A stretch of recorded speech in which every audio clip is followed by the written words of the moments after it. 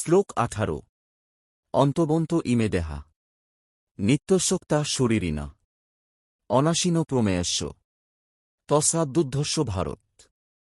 বাংলা অর্থ এই সমস্ত দেহ ধ্বংসশীল বলে পরিচিত, কিন্তু দেহধারী আত্মা চিরন্তন, অবিনাশী ও অপরিমেয়। অতএব হে ভারত, যুদ্ধ কর। সংক্ষিপ্ত শিক্ষা: শরীর ক্ষণস্থায়ী, আত্মা স্থায়ী। এই জ্ঞান থাকলে কর্তব্যে ভয় থাকে না। শ্লোক 19 য এনং বেত্তি হন্তারং যশ্চৈনং মন্যতে হতম উভৌ তৌ বিজানিত নায়ং হন্তি নহন্যতে। বাংলা অর্থ যে মনে করে আত্মা হত্যা করে অথবা যে মনে করে আত্মা নিহত হয়, তারা দুজনেই সত্য জানে না।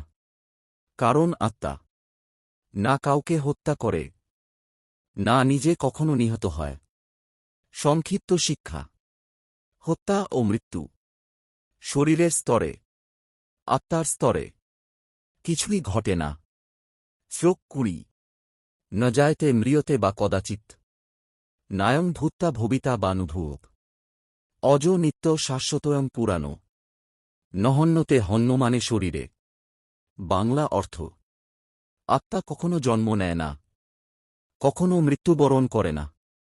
সে সৃষ্টি হয়ে আবার সৃষ্টি হয় না। আত্মা অজন্মা, চিরন্তন, শাশ্বত ও প্রাচীন।